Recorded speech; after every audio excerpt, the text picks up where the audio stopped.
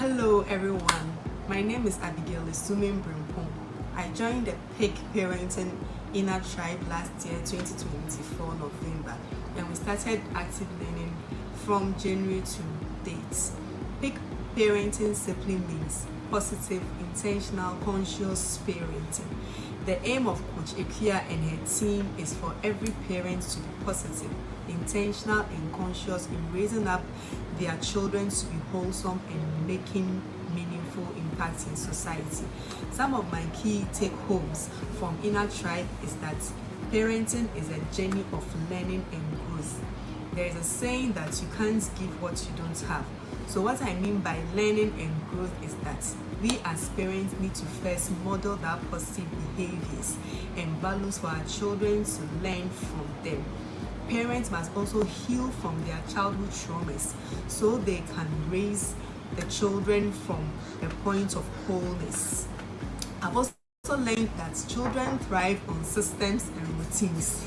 So by giving the children age-appropriate tasks to perform, prepares them to handle responsibilities with due diligence, and it also encourages independence.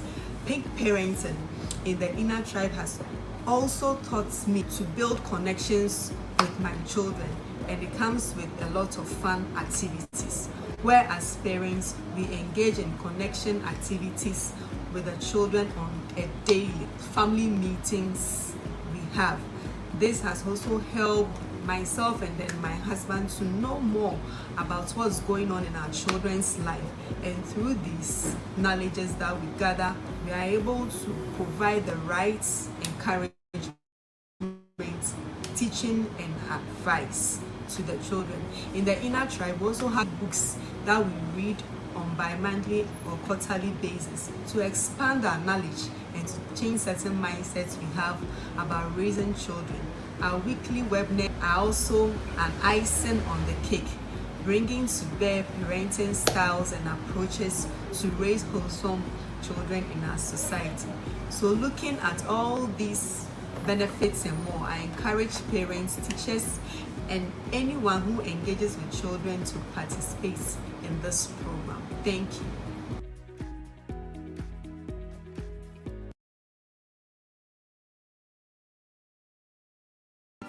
For Alpha. What if your child didn't just pass exams but became the leader Ghana is waiting for? Alpha Kids Mentorship is a 12-month transformation where your child masters 5 pillars: leadership, academic excellence, home responsibility, emotional wellness, and career readiness. Every Sunday, experts guide them in small groups online. Monday through Friday, you, the parent, become your child's coach with simple 30-minute activities we provide. No stress, no guesswork, just connection and growth. Your child gets books, materials, recognition, and a community of families pursuing excellence together. While other children waste hours on screens, your child is being shaped into someone extraordinary. We started with 50 children. By popular demand, we've expanded to 100. 50 more spots just opened, but only those who enroll by November 30th get the early investment rate of 2,000 Ghana cedis. After that, it goes back to the original price, 3,000 Ghana cedis. Your parenting stress? Reduced. Your child becomes more responsible and independent.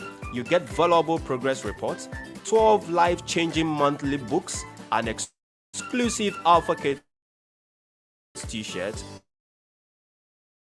weekly Zoom workshop, community projections, exciting monthly events, and a prestigious year-end awards ceremony. All for just 2,000 cedis, down from 3,000. Secure your child's slots now with just 100 cedis. Pay the rest by November 30th. This is your moment. Call or send a message to 053451 5541. 053451 5541. Limited to 50 kids, age 5 to 16. First come, first transformed. Your child deserves this head start. 50 slots, act now. And a proud member of the PIC Inner Tribe.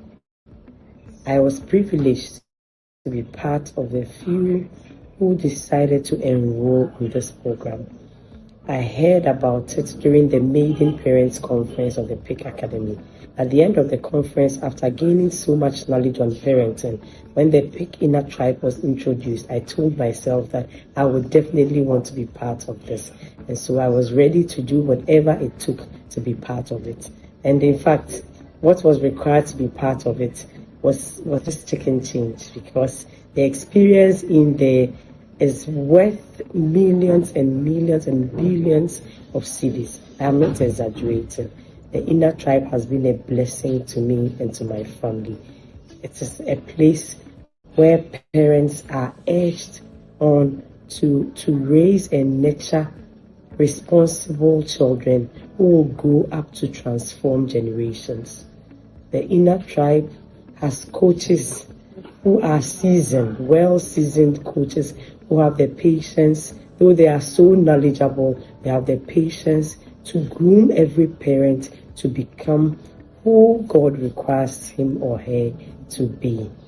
I got to know about the Inner Tribe, and I think it is a blessing that God gave to me, because I was facing challenges in parenting, and I'm one person who always looks out for the best for my children. I believe that the society becomes a better place when we have well-raised children to take up responsibility as adults. And so I have always wanted a safe place to receive safe and sound direction on how to raise children. And I tell you, the Inner Tribe is the place for that. There are daily connection activities. There are weekly seminars. There are activities to do. We read books that pertains to so many aspects of parenting and a whole lot. It is a place that you cannot be and then be a passive parent. My life has changed simply because I became a triber, and I will not trade that for anything. Any opportunity I have to enroll again as a triber, I will be the first to be there, because the experience there is life-changing. I urge every parent here to enroll as an Inner Tribe member, to receive sound direction, to be helped, to be supported. We have coaches who go all out. They are readily available to help us tackle any problem we face as parents. We are not only trained in the area of child upbringing, but even as parents, we are also trained to imbibe discipline, to focus on our parenting journey, financial prudence, every other aspect that is required to be the parent that you are expected to be. It is taught in the Inner Tribe. We are not done yet, but the way things are going in there, it even shapes you as a wife, as a career woman, as a manager, wherever you are. As you enroll in the Inner Tribe, you realize that you receive wisdom, you receive tutelage to enable you perform better in any area of your life. In less than 1 year of enrolling in the Inner Tribe, the transformation I see in my children and even in myself is tremendous. It is incredible. I realize that my children now follow the routines that we have set together as a family. My parenting journey has become much easier. And then I have now come to agree that, in fact, a lot of the things we go through as parents is simply because we ourselves are not ready. We are not trained for the parenting journey, and we only vent our anger on the children. And so, kind courtesy the Inner Tribe, my home is now a no caning, no spanking, no yelling zone. And meanwhile, everything works as planned. We did not get there in a day. We had daily connection activities that, in my estimation, I do not know where we're heading towards with those connection activities. But as they all came together, I now came to understand the saying of our coaches always, that once you are well connected to your child, whatever you say, whatever you ask them to do, they do it with ease. It is very true. The experience in the inner tribe cannot be talked about in a few minutes. You need to experience it to understand what we are talking about. It is a place to be. I would urge every parent, no matter the sacrifice it will take to be part of this inner tribe, if only you want to raise generational giants, if you want to raise well-rounded children who are equipped in every aspect of their lives, children who can take up responsibility, children who change the status quo, then I urge you to enroll as an inner triber, and I bet you your life will never be the same.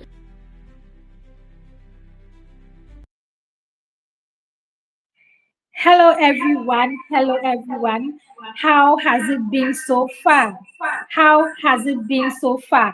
Let us see your comments in the comment section. How the session 1, session 2, how has it been for you? This is our third session for day 2, and we are going to look at 10 foundational habits every child needs before age 10. Yes, when the foundations are strong. When the foundations are strong, they can really stand. When you are building a mansion, you know that you have to really take care of the foundation. You know that you don't do just anything. When you are just building any house at all, you can do just anything because you know that this isn't a mansion. Even when anything happens, it's not going to do anything. So you don't really focus any attention there. You just build any house. But when you know that I'm building a mansion, I'm building a house, a home that will really stand tall someday, that even when the storm happens, that even when there are heavy rains, there are things that are serious, it will still stand. You don't do anything. So what are the foundations? You focus on the foundation and build a strong foundation. That is where we are heading towards now in our next session. So about the inner tribe, we have the inner tribe program where we guide parents through a 1-year journey. We believe that parenting is a process. You need to be in a system that will hold you accountable, because you can go online, you can go and learn, study all of the things, but if there is no system that is holding you accountable, you do just anything. You try this tomorrow, you come back and then you do something else. But when you are in a system that holds you accountable, a system that is holding your hands, teaching you what to do at every point in time, you know that, okay, this is where I am, and this is on the journey that I am embarking on. So I encourage every parent inside the inner tribe. You get weekly webinars. We have daily connection activities that you do with your kids to connect more with them. When you are connected with your children, you will be able to guide them. They will listen to you. They will know that whatever you are teaching them, whenever even you give them a consequence, they know that it is from a place of love and not just to punish them. And you are also given worksheets. You have guides that will also help you with implementation. There is accountability. You are not left alone. We hold your hands. We ensure that you are implementing. We have a system because we believe that when you focus on the process and when you build systems around it, you are able to have predictable results. So that is what we do in the inner tribe. And I urge every parent here to be in the tribe, to be in the system, so that we can all together raise a whole new generation that will really transform this country. Okay, so also I asked the question in the last session, but you didn't see it. So please, can you ask the question again? Can you ask the question again? Yes, so I entreat all of us to join. Okay, please ask the question again so that we can look at it for you. Thank you so much. So whilst we are waiting for the next speaker, we are starting in just 3 minutes. So kindly put the question up again so that we can look at it for you. We are starting soon, the next session, building that foundation. Every child. So if your child is, below 10, just sing praises to God. Sing praises. So, and even if they are, 10, above 10, you will still need these sessions because you still need to go back and build that foundation so that the child will still stand firm.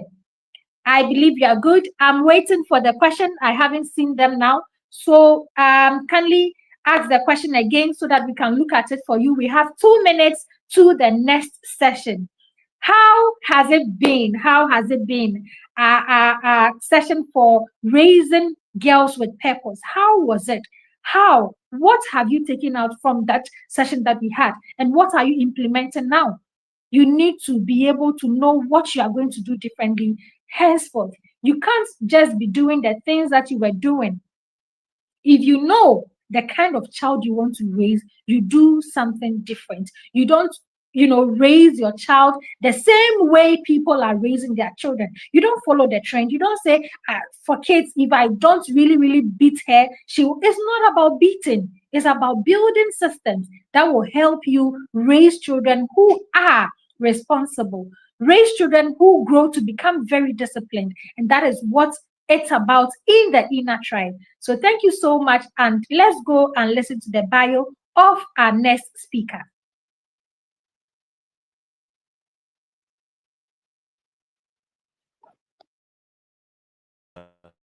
And teen mentor with over a decade of experience shaping young minds and inspiring purposeful living.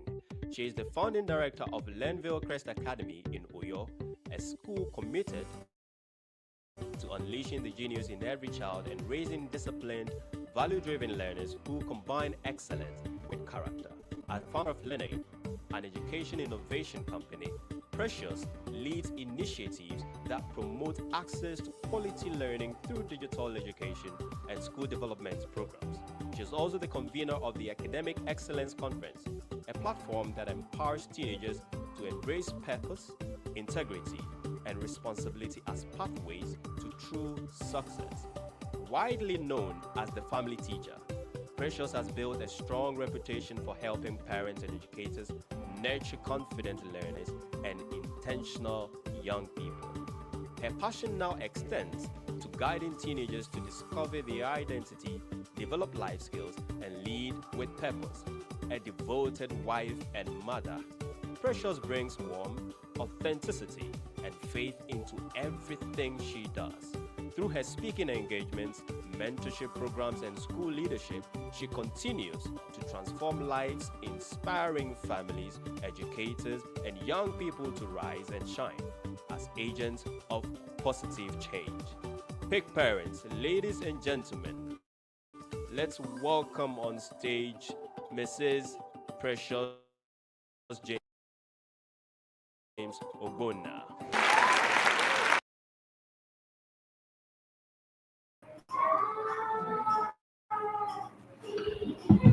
Hi, good afternoon. Good afternoon, everybody.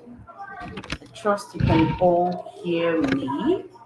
Hi, Aqua. Please, could you confirm in the private chat that you can hear me? That would really help me kickstart. And then, if I could have my slide, I would really appreciate it. Good afternoon, everybody. I trust, okay, you can hear me. Hello, everybody. Good afternoon. I would like to say a big thank you to the conveners of this conference. Thank you very much. I'd like to say a big thank you to the conveners of this conference for the opportunity to speak with you all today. It is with deep honor and appreciation that I find myself here today. So I'd like to start by saying again, thank you so much and well done. Well done on the amazing, phenomenal work that has gone into organizing this conference for the parents who are lucky and blessed to attend. You know, when Aqua reached out to me and she sent my topic, the 10 foundational skills every child needs before age 10, I was amazed at the topic because I believe that if we understand how much, or rather, if we understand the role this topic plays in raising children, in raising children who would have an advantage, in raising children who will thrive in the world, in raising children who will not need to helicopter parent around them, then understanding these foundational skills are key and important. Now, let me have my next slide. I'd like to start this conversation in a very unconventional way. Now, what is the unconventional way I would like to start this conversation with? It is a concept that has been eating me up in very recent times. Now, my bio stated that I currently am the founding director of a school, and as an educationist and a curriculum developer, I found myself asking the question: this content that I'm exposing the children within my for the world that they are going to explore and navigate in? This is one question I have not been able to fully unravel.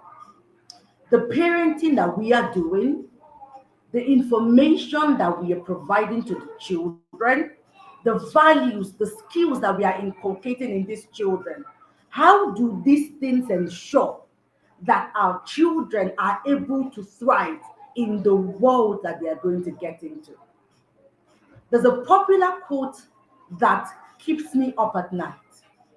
It is that we are raising children for a world we have no inkling about. Now, let's look at a very typical example and a very typical situation, or rather a scenario. Let's think back to the COVID year. That was 2019, 2020.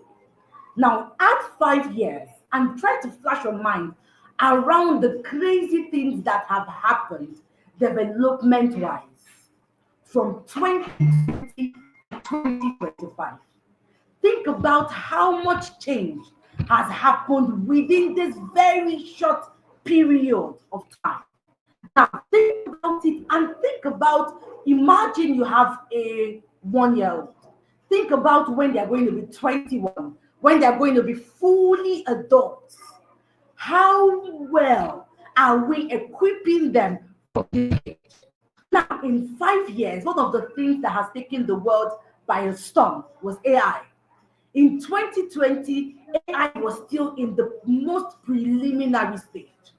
I remember I worked, part of my work as a creative. So I had to start, I was among the early users of AI. Then we didn't have ChatGPT, we didn't have Gemini and on all the AI we have right now. We had what we called WordTune, and I think one other one that we used to write and edit and all of that. Now that was the preliminary stage. If I compare what we have 5 years after with what we had then, it's a complete difference. Everybody please follow me. Now, if we now bring this back to the values of the world, to the development of the world in 5 years, the people in 2020 cannot recognize the 2025 we have as regards values, as regards propaganda, as regards development, as regards technology. Now, if in 5 years the world has changed, imagine what will happen in 20 years if you had a 1-year-old. Imagine what would happen in 15 years if you had a 5-year-old. Imagine what would happen in 10 years if you had a 10-year-old. Now, ask yourself this very important question. Am I parenting my child for a world that does not exist? And when my child gets into that world, what skills do they need? What skills will enable them thrive? What skills will ensure that they have the competitive advantage? That is the question this session is going to answer to you today. Now, up on the screen, I have something that says that, did you know that 85% of jobs will not exist? Please, can you help me go back to that slide, please? Did you know that 85% of the jobs that will exist in 2030 haven't been invented yet? a good percentage of the jobs that exist today were not here 5 years ago. Now, in 2020, futurists are proposing that there is going to be a total overhaul of the world as we see it today. Now, this is actually for the job sector. This is for employment. But the same way it is for the job sector for employment, that's the same way it is going to be. That is the same way it is going to be for every other facet of life. So what I come here to do is simple. Next slide, please. It is to show you how important these skills are. Now, this 85% is not just a prediction. It represents the scale of technological value and social change that will happen. If 85% of the future job market is unknown, how are we preparing our children for this unknown world? How are we preparing our children for this unknown job market? Now, excuse me, I am only using these statistics to show you a bigger picture. It is not limited to the job market. It is not limited to the job market. What this is just showing us is an inkling of the change that is about to happen in the world. So we will have to shift the gear of our parenting if we're going to raise children who will be outliers. We're going to have to change the gear of our parenting if we're going to raise children who will rule their world and not become the ruled. Now, let's look at another striking information that has also kept me up at night as both a parent and someone who's in the educational sector. It is the report of the World Economic Future of Jobs. It specifically tracks what companies are actually asking for in the face of this very uncertainty.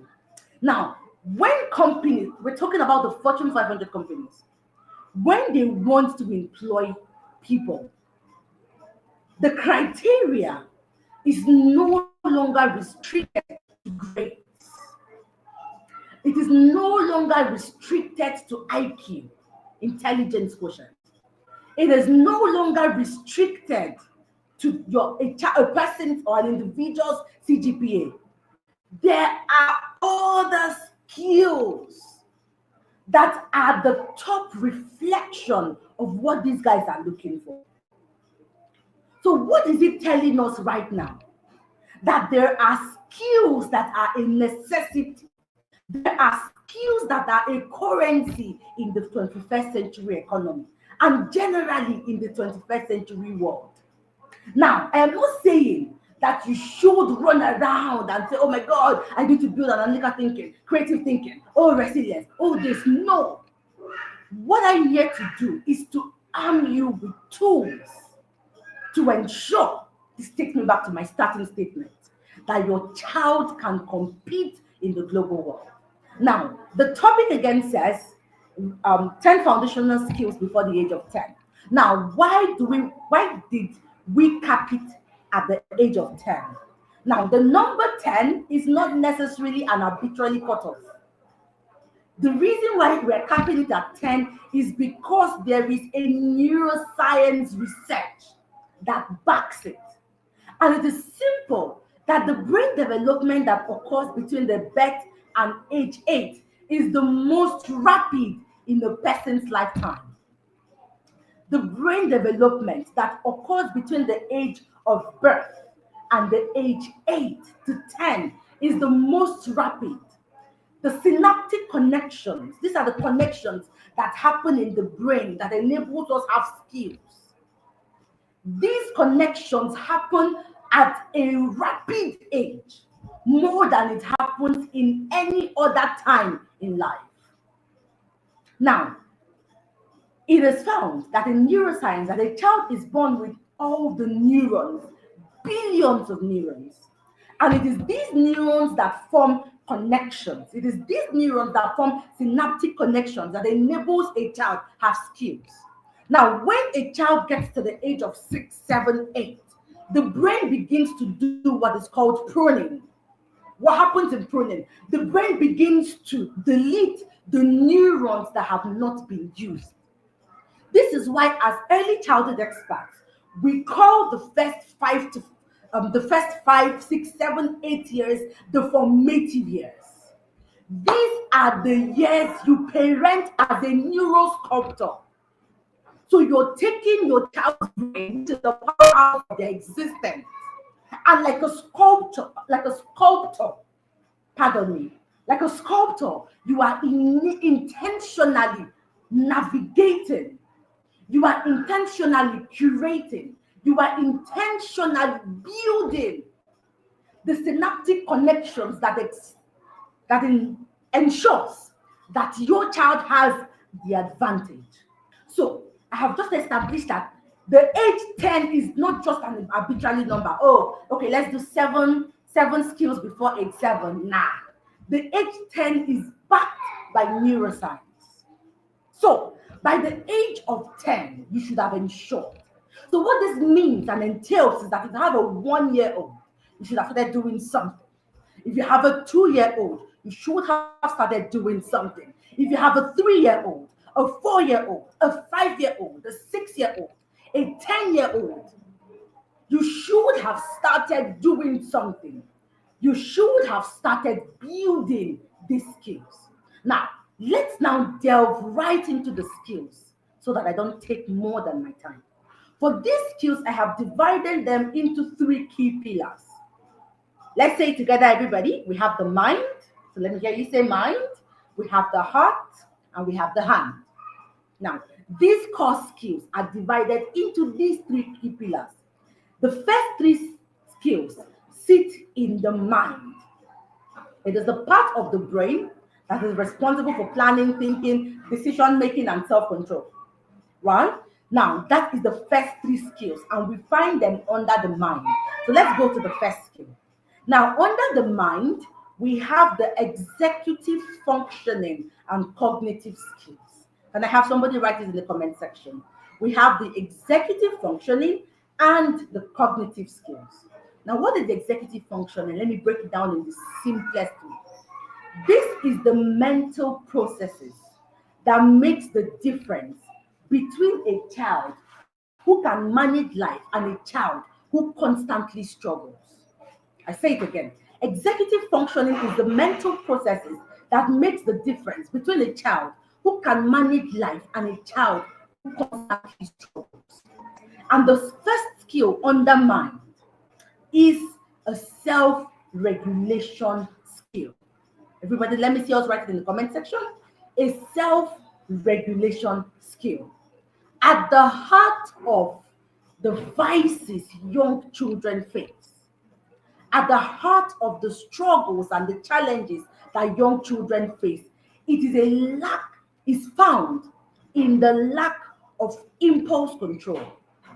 Now, what is impulse control? Impulse control is that skill that helps you regulate yourself. Impulse control is that ability that helps you pause, that helps you reflect on a certain action. And this action is what decides whether you do something positive or negative. Now, the part of the brain in charge of impulse control is not developed in childhood. A very typical example is a child, probably a 5-year-old, a 3-year-old, a 2-year-old going to fire. These guys don't understand the consequences of fire. They can't control themselves. That is the part of impulse control.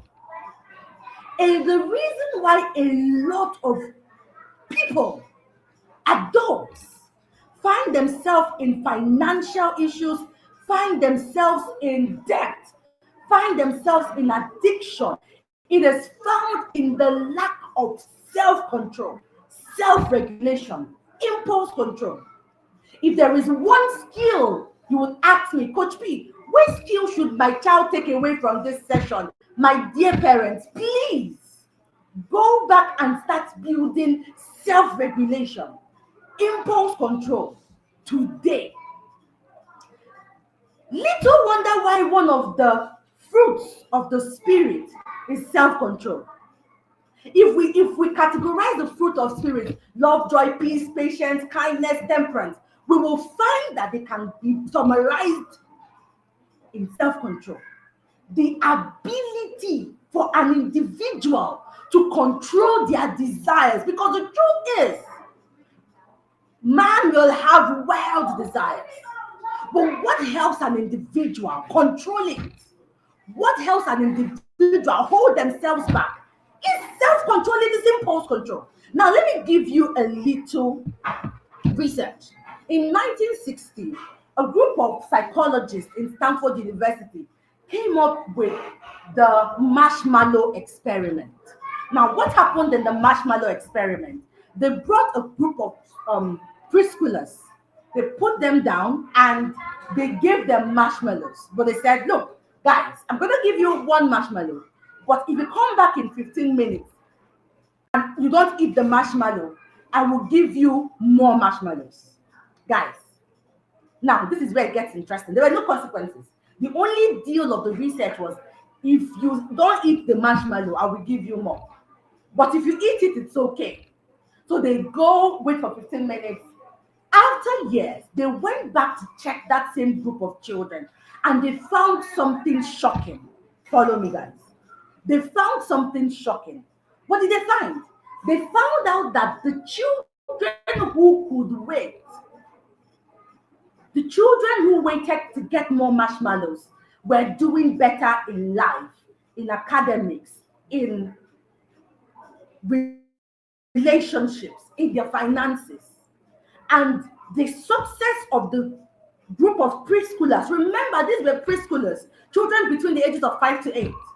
The success was not really linked that this person ate marshmallow, but that person did not eat marshmallow. That was not the conversation. The conversation was that these guys that could control themselves, they knew how to regulate themselves. So when it was time to study, they could control themselves to study. When it was time to motivate themselves, they could motivate themselves. This takes us back to skill one. Everybody, let's say it together: self-regulation. It is essentially a child ability before reacting. Manage impulse. Sustain attention on a task. Choose a thoughtful response instead of an emotional implode or an impulsive one. Now, self-control is the mental brake system of the brain. The same way you're driving and you need the brake to hold yourself. Oh, there's an onward coming car, I need to hold my brake. That is what self-control is for an individual. Children who regulate themselves can handle challenges without melting down. They complete tasks even when bored or frustrated. Like I told you, I see it every day. Children who are disciplined, children who are self-regulated, children who can control impulses, at the end of the term, it shows in the grades. In the workplace, it is also shown that these individuals are more consistent, more resilient under stress, reliable performance, and have emotional maturity.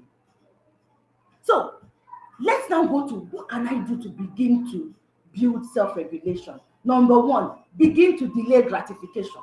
And we don't spend a lot of time to explain.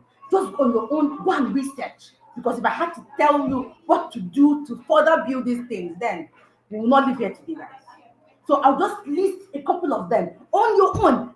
Okay, we'll get to that conversation later. I hope this is valuable for you guys. I hope this is valuable for you. If it's valuable, let me see you in the comment section. Okay, so begin to delay gratification. Intentionally delay gratification. Intentionally delay gratification. Teach your children to control their emotions. Teach them to control their emotions. You, the parent, model self-control. You can't be binge watching, binge eating. You literally have no control of yourself and you want your children to be able to control themselves. It is not possible, guys. It's impossible. Impossible. Aqua, how do I say it in Twi? How do I say it in your language? It is impossible. It's impossible. Totally impossible, guys. So that is skill number one: self-control, self-regulation, impulse control, and focus. Now, this takes us to the next skill: Please, can we move to the next skill? Can we move to the next skill? The next skill, which is a very important skill, is critical thinking and problem solving. Can I see it in the comment section? Critical thinking and problem solving.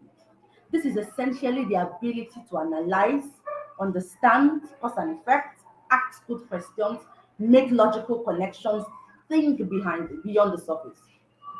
If you're going to raise a child who's going to be able to create, the world your children are getting into, it is the creator's economy. The world that our children are going to be, we are already in that world right now. But the world your children are going to grow up into, we call that world the creator's economy.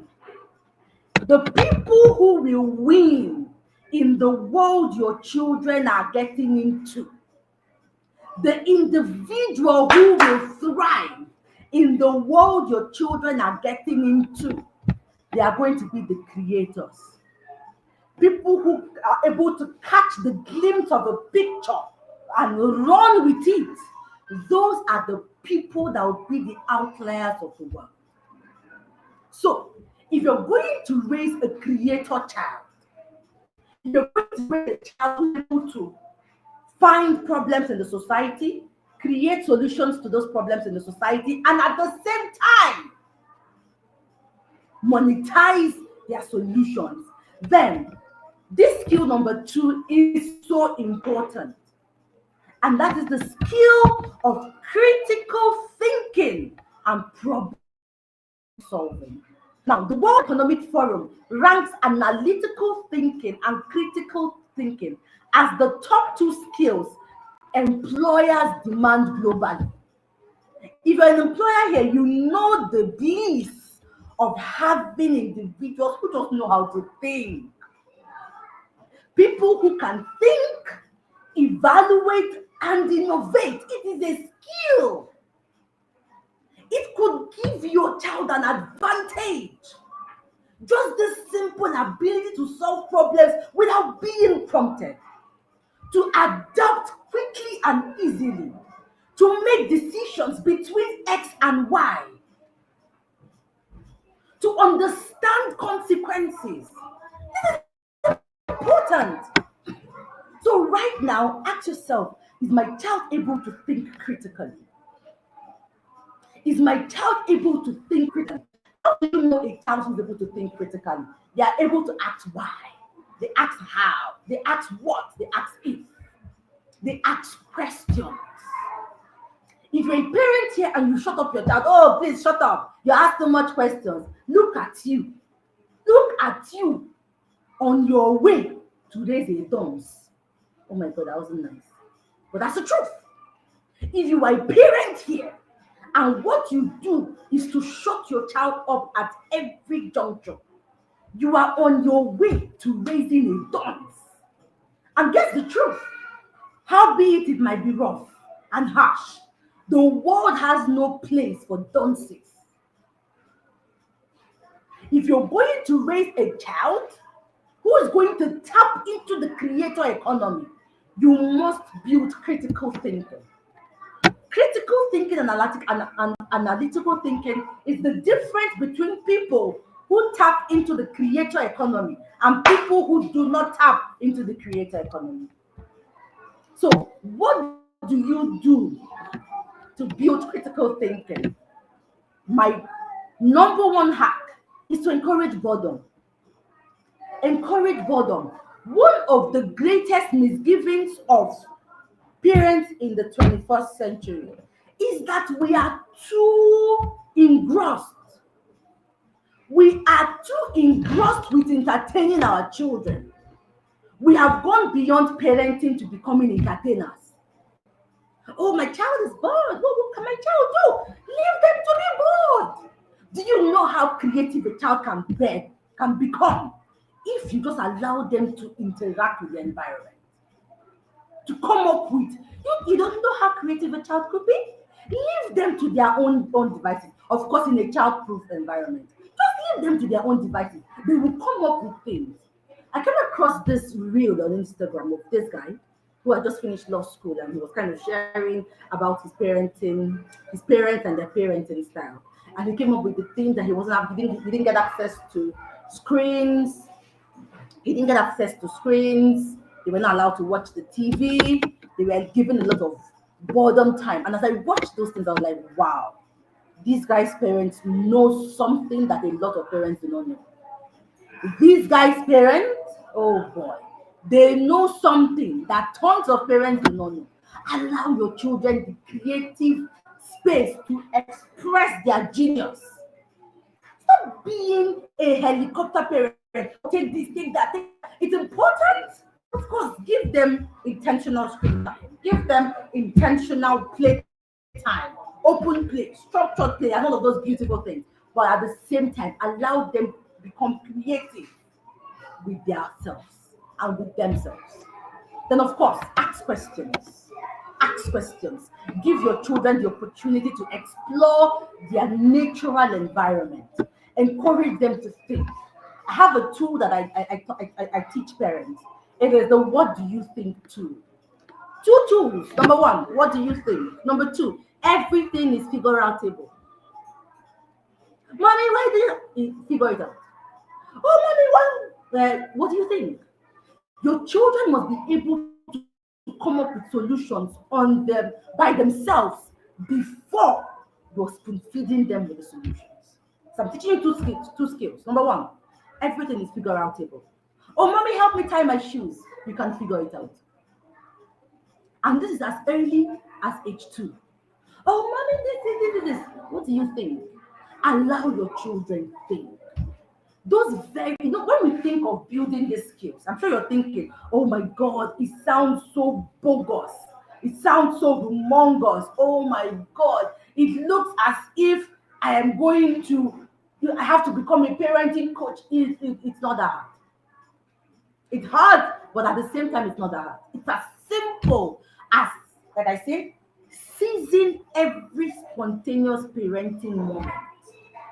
Building these skills is not necessarily when you call a family meeting. Today, we are going to build critical thinking. What did I say? Critical thinking. Excuse me. What did I say? No, that's not when you build it. You build it in the spur of the moment. You build it in the everyday interaction you're having with your child. You build it in the little windows of opportunities that show up in our everyday interaction as parents. So that is it for skill number 2, critical thinking. Let's move to skill number 3. Skill number 3, prioritization. Skill number 3, prioritization and time management. Now, this skill is going to be the difference. We've talked about self-regulation. We've talked about critical thinking. As we move along, I would like you to look at that there is a relationship between these skills. There is a steady relationship. There is a steady relationship from self-control to critical thinking and problem solving, now to prioritization. There is a link to these skills. So if you're intentional about building one, you can build the second, you can build the third, you can build the fourth, and so on. So this takes us to time management. It is essentially the ability to understand time, plan, estimate, organize, and identify what matters most. I was listening to Olakunle Shorion some time ago, about 2 weeks ago, and he was saying that one of the skills that parents are going to need and individuals are going to need, I say parents because that's my niche, but if one skill that people and individuals are going to need in the world that we're getting into from the 2030s is distraction management. Why is that? There has never been a time in the history of the world that individuals had the amount of options that we have today. There has never been a time in the history of the world that individuals and people are incubed with lots of decisions to make at the same time. There has never been a time. When in the 90s, if you wanted to hear the news, you buy newspaper. You have to stand up. You go to the newsstand. You buy newspaper. You come back. You flip through. Right now, you don't have to go search for the news to come to you. There are apps that will just show it to you. I shared something on my Facebook the other day. I was saying that the social media that we have, the reason that a lot of people struggle with social media and struggle with screen, and they're like, oh my God, I'm weak, I'm always on my phone. My sisters and brethren, it's not your fault. The owners and the founders and the executives of these social media companies have psychologists, professors on their payroll, and their responsibility is to design every social media network to keep you scrolling. They don't keep you there to learn. That is why we can all be honest, if we can all pledge to honesty, there are times that you have gone on social media, you just want to do one thing. But when you realize yourself, you've gone 2 hours scrolling from this video to the next video, to the next video, to the next video, to the next video, to the next video. So if there is any skill that our children are going to need, it is the skill to manage time. It is the skill to prioritize. Now, in the workplace, employees who know how to manage time, they don't miss their deadlines, they don't underperform, and they don't burn out easily. Now, time management and prioritization doesn't start in adulthood. It begins with childhood. Yes, please. We have 10 minutes more for you to end your session. Thank you so much. We'll fly out from there. Okay, so we are at time management and prioritization. So I was saying that in the workplace, or rather, time management doesn't start in adulthood. The reason why tons of adults struggle with time management is that we begin to build time management from adulthood. This is why I find that a lot of people who went to boarding schools, not everybody, but a lot of people who agree that they went to boarding schools have a better grasp of time than those who grew up in homes without routines. Why? Because boarding schools were guarded with routines and systems. Every waking time was accounted for. So now, after you're there for 6 years, 3 years, you understand prioritization. You understand the routinization of your time. This is the same thing you should begin to build in your home if you're going to raise children who understand time management. Build routines. This is the number one hack. Build routines. Tell the children about the routines. Create visual reminders of these routines. Now, let's move to the next skill. We're just going to run through these skills as fast as we can in the next, I think, 9 minutes at this point. Skill number 4, emotional intelligence. Everybody say after me, emotional intelligence. Now, we're not talking about the heart. At first, we talked about the mind. Now, we're talking about the heart. The heart talks about emotional and social intelligence. And the first skill under the heart, that is the heart pillar, is emotional intelligence and empathy. This is simply identifying one's emotions accurately, understanding the emotions of others, managing feelings appropriately, and responding with empathy and compassion. Now, this is important because it helps us to form friendships, handle conflict better, reduce tantrums, build confidence, feel understood and connected. Now, a Yale research shows that children with high EQ perform better academically and socially than children who do not have a high EQ. So one of the skills you should also be building is emotional intelligence. How do you teach it to your children? Teach them to understand, identify, and label their emotions. How do you feel? There is a whole wheel of emotions I forgot to add to this slide that talks about several emotions, more than happy, sad, angry. There's overwhelmed. There are tons of emotions. These are legit feelings, Our children must be able to identify it and name it. Then, of course, validate their feelings. Validate their feelings. Teach them to control it. When you identify your feeling, how are you able to control that feeling? Very important skill. Like I said, I will not have all the time to teach you what to do, but as you identify this skill, as an intentional parent, go back to understand what you can begin to do to build the skills. Fifth skill is effective communication. Have you noticed that in today's world, more CEOs, more founders are becoming the face of their businesses more than any other time in the business world before? Before, people could rely on ambassadors, they could rely on advertising. Businesses did not need to. Businesses did not need to front their owners and their founders. But right now, we're finding, case in point, Dangote.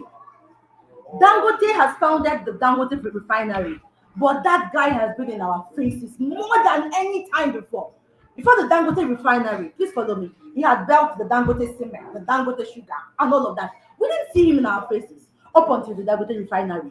What that shows us is the power of communication. If you're going to raise a child who will thrive, guys, effective communication and social intelligence will be at your arsenal. It must be one skill you are building.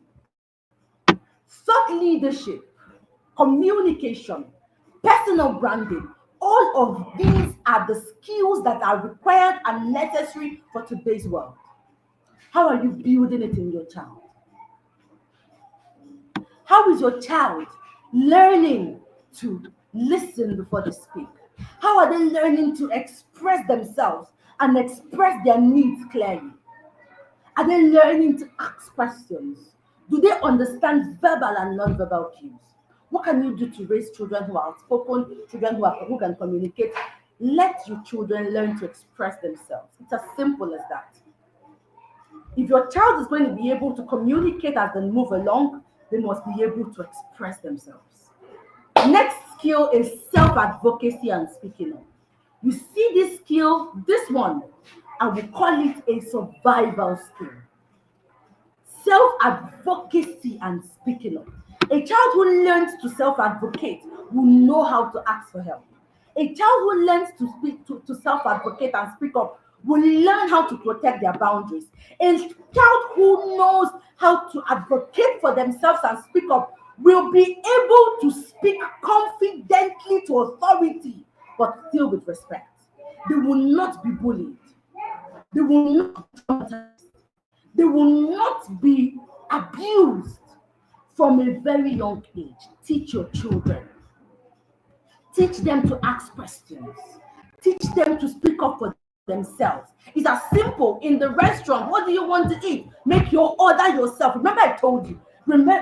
Have the skill of identifying very simple windows of opportunities. Very simple windows of opportunities. It's as simple as you are at the hospital. Your head is aching you. Rather than saying, "Oh, this is my child," if they complain, say the head they comes in. Instead of saying, it's as simple as saying, "You tell the doctor." It's that simple. It's as simple as encouraging them to speak to authority when there is a need for them to do that. Skill number 7, resilience and adaptability. Resilience is a 21st century skill. We have resilience, we have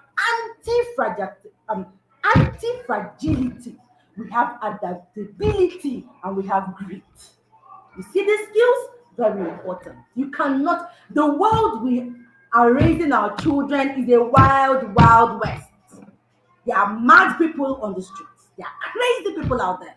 You can't raise a lily-livered child, my parent. You cannot. I beg you. Begin to build resilience, adaptability, strength from home. You see, this could be the best thing you could ever do for your child. Intentionally begin to put anti-fragility. We have too many, you can't raise a fragile child and life is going to throw curveballs.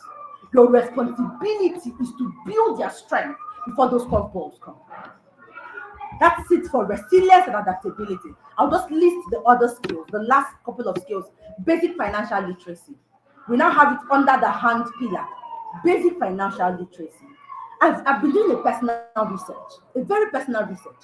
And I found out that a lot of young people who make their first bulk money end up losing it. I don't know if you've thought about it before, but a lot of mentors are going to tell you that the first time I made my first bulk money, I couldn't manage it. I got carried away. Look, guys, you cannot build financial literacy in an adult. Or rather, let me structure that statement.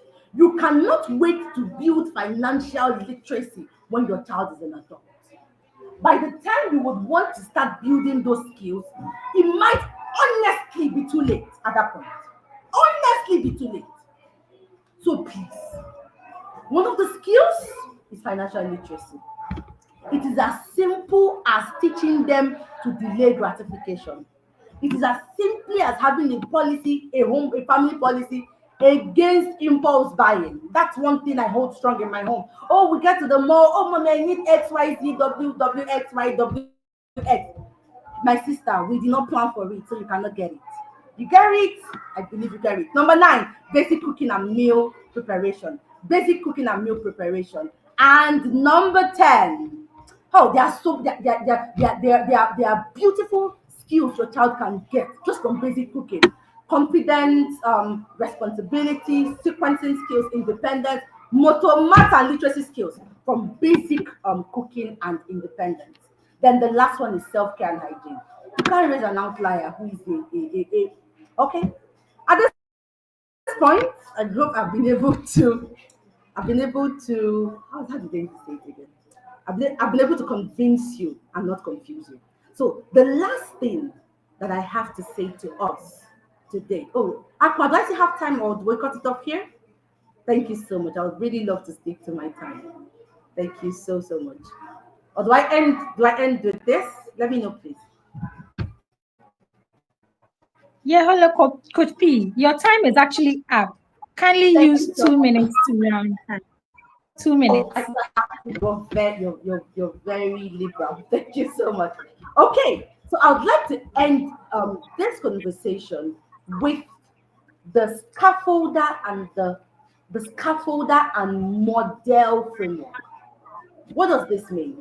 I know you're asking yourself the question, oh my God, this lady has just come here and she has discombobulated me with a lot of skills. Where do I start? Do I do self-regulation? Oh, financial literacy. Oh, my child cannot take care of themselves. Rather than running helter-skelter, I'll teach you this simple model that helps you.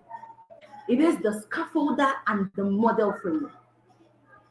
Your job as a parent is not to be the sergeant who's policing your child. Oh, you cannot do this. Oh, you cannot do this. Your job is to be the scaffolder and model. Scaffolder do. The scaffolder provides just enough to support and prevent failure, but not so much that the child doesn't have to struggle. Then the model provides a picture of possibility. Your children are always watching. So you can either teach these skills by providing support, or you can teach these skills by providing a mirror of possibilities, providing a model that they can watch and emulate from. This, in a very short sentence, is how you can begin to build the skills. Thank you so much to Aqua and the team at the Peak Parents Academy. I really appreciate the opportunity given to me, and I hope this was valuable to you all. God bless you.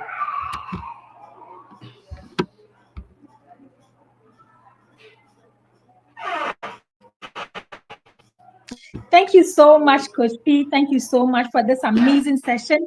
I believe we've learned a lot. 10 powerful foundational habits that every child will need before age 10. If you're a parent who have a child below age 10, you are lucky, just lucky to have this information to be able to, use in your parenting. It's very, very necessary. Thank you so much, Coach P. We honor you. We don't take your time for granted. And thank you so much for coming here to also teach us. Thank you so much. Enjoy an amazing day. Thank you very much. All right, so we are ending our session here, and we are going to start quickly with the next session. So see you all in another session. Don't go anywhere. Make sure you share the link as well to other parents so that they can also join and learn as we are doing now. See you in the next session.